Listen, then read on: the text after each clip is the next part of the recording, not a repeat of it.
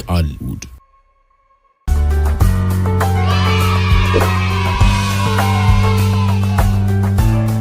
ሰላም ጣፋጮችዬ እንዴት ናችሁ? ዛሬ ቆንጆና አስተማሪ ተረት ነው ይዤላችሁ የመጣሁት። ሁላችሁም ቁጭ ትሉና ባላችሁበት በንቃት ተከታተሉኝ። የዛሬ ተረታችን ርዕስ ችኩሉ ሮቤል።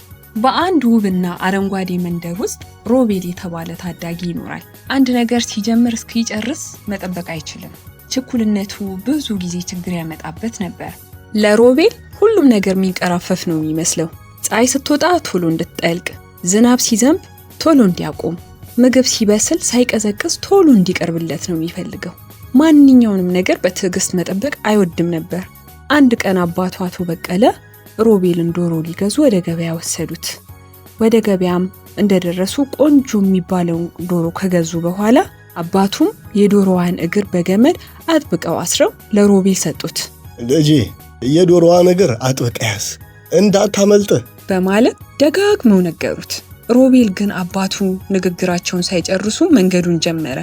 ግማሽ መንገድ ላይ ሲደርሱ ዶሮዋ ክንፏን አርገበገበች። ሮቤል በችኩልነቱ ቶሎ ቤት ካልደረስኩ በሚል ስሜትና በድንጋጤ ውስጥ ስለነበረ ሳያስበው ዶሮዋ የታሰረችበትን ገመድ አላለው።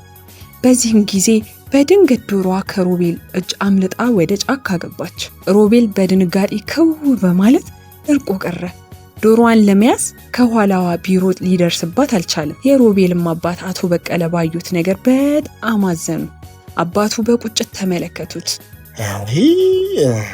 ልጄ ሮቤል፣ ለዚህ ነበር እኮ አስጠንቅቄህ የነበረው፣ አንተ ግን አልሰማልከኝ። ለነገሩ እኔ ነኝ ጥፋተኛ በማለት ተናገሩት። ሮቤል ግን ሌላ እንገዛለን በሚል ግዴለሽነት መንገዱን ቀጠለ። ነገር ግን ያ ዶሮ የቤተሰቡ ብቸኛ ተስፋ እንደነበር አላወቀ። በትምህርት ቤትም የሮቤል ሕይወት ተመሳሳይ ነበር። ጠዋት ሲነሳ ሸሚዙን የሚቆልፈው በሩጫ ነበር።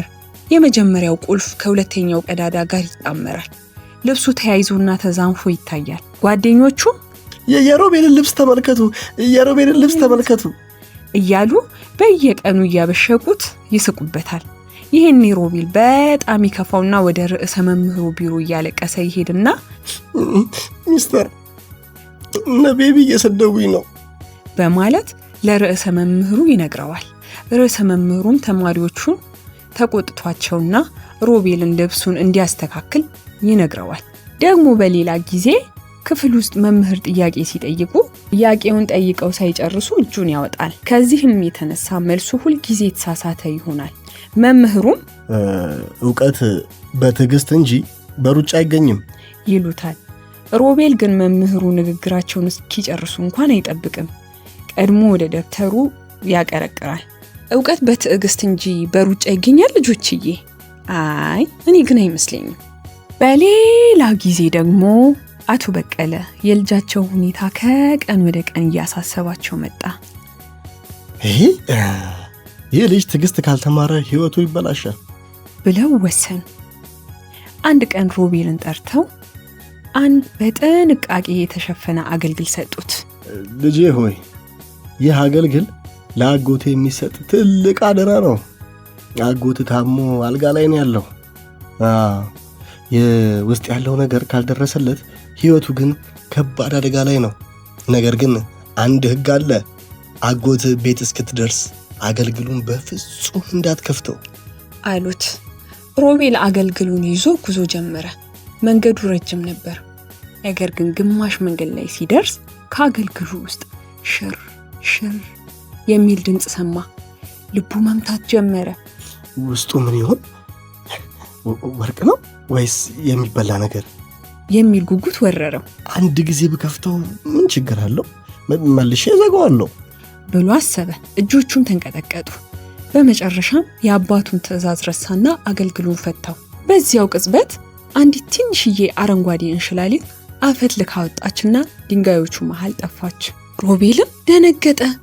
አገልግሉን ሊዘጋው ቢሞክር ባዶ ነበር። በመጨረሻም እንደተጨነቀ አጎቱ ቤት ደረሰ። ልክ የሮቤልን መድረስ ሲያዩ እሰይ ልጄ መጣ፣ እስኪ ያመጣኸው መልእክት አቀብለኝ አሉት። በዚህም ጊዜ ችኩሉ ሮቤል በሰራው ስራ በጣም አፍሮ አንገፍ እንደፋና አጎቴ በጣም ስላጓጓኝ ለማየት ቸኩዬ አገልግሎት ፈታሁትና እንሽላሊቷ አመለጠች አለ። አጎቱም በጥልቀት ተነፈሰና ልጄ ያ አገልግል እኮ ያስፈለገው ለእኔ አልነበረም፣ ለአንተ የተዘጋጀ ነበር። ያቺውን ሽላሊት ደግሞ ትዕግስትን እንድታስተምር ነበር ከአባት ጋር ተማክረን የተላከው። ሮቤል በዚያ ቀን ምርር ብሎ አለቀሰ። ችኩልነቱ ያመጣውን ትልቅ ነገር ተረዳ።